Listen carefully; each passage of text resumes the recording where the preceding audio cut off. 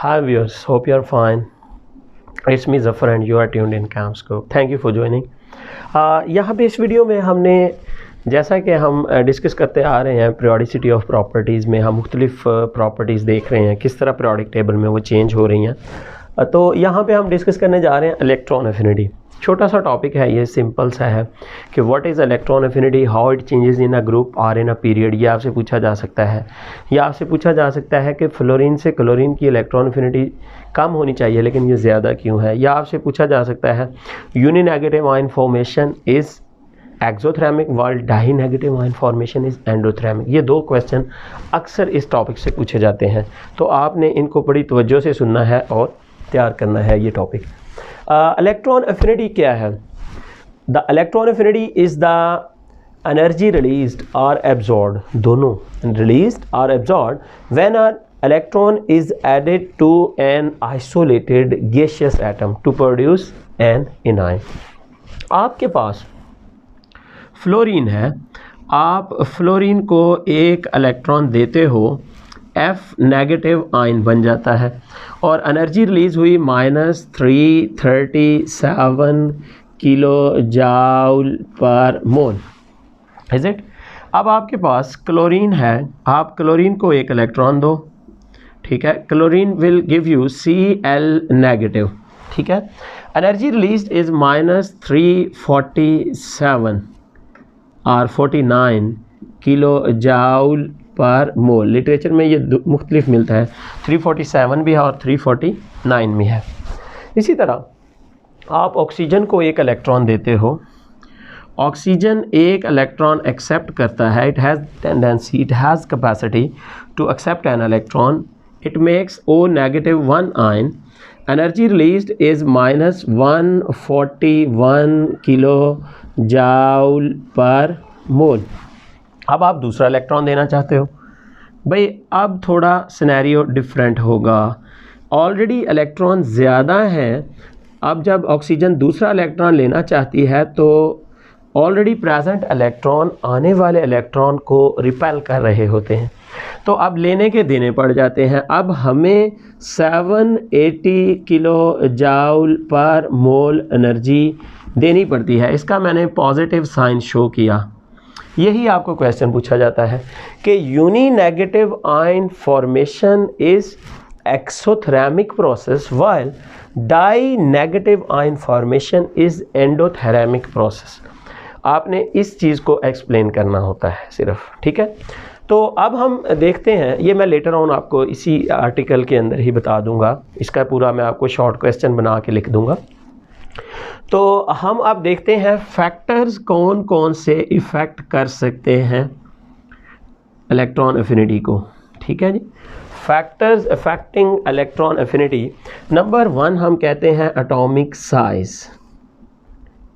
अच्छा, atomic size जितना बड़ा होगा तो इलेक्ट्रॉन एफिनिटी जो है वो उतनी ही कम होगी, ठीक है। इलेक्ट्रॉन एफिनिटी और एटॉमिक साइज़ का आपस में इन्वर्स रिलेशन है। Down the group atomic size बढ़ता है और इलेक्ट्रॉन एफिनिटी कम होती जाती है। अब आप दूसरा फैक्टर अगर देखो तो that is your nuclear charge होता है, ठीक है। न्यूक्लियर चार्ज जैसे जैसे बढ़ता जाता है इलेक्ट्रॉन एफिनिटी भी बढ़ती जाती है, इसलिए हमने कहा इन दोनों का डायरेक्ट रिलेशन है, जबकि एटॉमिक साइज़ और इलेक्ट्रॉन एफिनिटी का इन्वर्स रिलेशन था। अब हम देखते हैं शील्डिंग इफ़ेक्ट। क्यों भाई? शील्डिंग इफ़ेक्ट जैसे जैसे बढ़ता जाता है इलेक्ट्रॉन एफिनिटी जो है वो कम होती जाती है, ठीक है। स्क्रीनिंग या शील्डिंग इफेक्ट और इलेक्ट्रॉन एफिनिटी के आपस में कौन से रिलेशन है? इन्वर्स रिलेशन है, ठीक है। तो ये थे, मैंने शॉर्टली आपको बता दिए factors that effect electron affinity. हम ट्रेंड की बात करें अगर इलेक्ट्रॉन एफिनिटी के, in a group from top to bottom, in a group from top to bottom क्या होता है जी? In a group from top to bottom atomic size increases, atomic size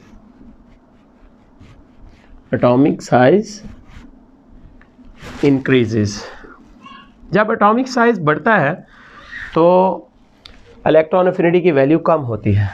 as a result electron affinity decreases. Electron affinity decreases. जबकि हम बात कर रहे हैं अब in a period from left to right, atomic size कम हो रहा है, न्यूक्लियर चार्ज बढ़ रहा है, ठीक है। In a period from left to right क्या होता है जी? In a period from left to right atomic size decreases. Atomic size decreases. जब एटॉमिक साइज डिक्रीज करता है तो as a result nuclear charge increase करता है। As a result nuclear charge increases. जब न्यूक्लियर चार्ज बढ़े तो इसका रिलेशन इलेक्ट्रॉन एफिनिटी से डायरेक्ट है। Hence electron affinity also increase. Electron affinity also increase या इंक्रीजेस। ओके हो गया जी। तो इसमें एक और ट्रेंड आप बता सकते हो कि top to bottom shielding effect बढ़ता है, ठीक है। शील्डिंग इफेक्ट बढ़ने से electron affinity, as the shielding effect increases, as the shielding effect increases electron affinity decreases. Electron affinity decreases. In a period एक अनॉमलस बिहेवियर आता है, वो भी हम लेटर ऑन डिस्कस करेंगे। Is it? तो नेक्स्ट हम देखते हैं दो शॉर्ट क्वेश्चंस। ये एक शॉर्ट क्वेश्चन है। Uni negative ion formation is exothermic while di negative ion formation is exothermic process.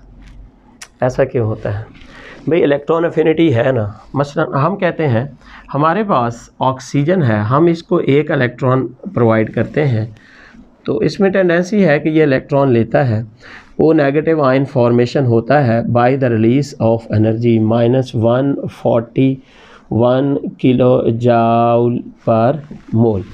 जबकि डाई नेगेटिव आयन जब हम बनाते हैं तो एक और इलेक्ट्रॉन की जब एडिशन होती है वो -2 हमारे पास बनता है, लेकिन अब के बार लेने के देने पड़ गए, एनर्जी रिलीज़ नहीं हुई बल्कि हमें एनर्जी देनी पड़ती है। ऐसा क्यों होता है? हम कहते हैं when first electron is added to, इसके अंदर ऑक्सीजन में वैकेंसी है, तो when first electron is added, ठीक है। आप कहीं दूर से इलेक्ट्रॉन लेके आओ न्यूक्लियस में तो एनर्जी रिलीज़ ही होती है ना, ऊपर से, कहीं ऊपर वाले शेल से, बाहर से, इन्फिनिटी से, जो भी है। When first electron is added to oxygen, ठीक है, energy is released. Energy is released जो कि हमने ऊपर शो की हुई है, कितनी है?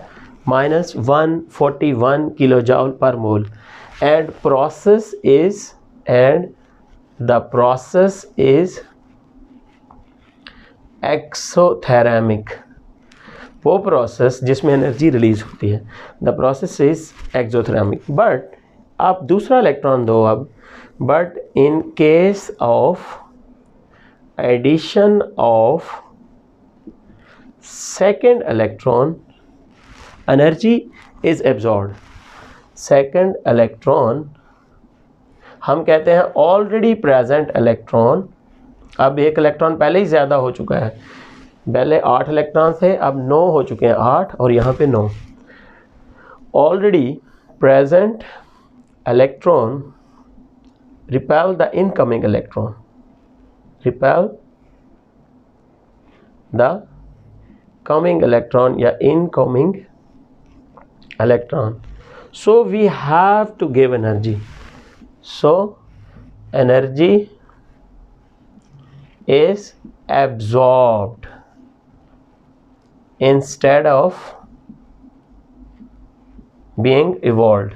Instead of evolved, या being evolved energy is absorbed. तो ये देखें सेकंड स्टेप में हमने इसको एनर्जी दी सेकंड इलेक्ट्रॉन इसमें इंसर्ट करने के लिए।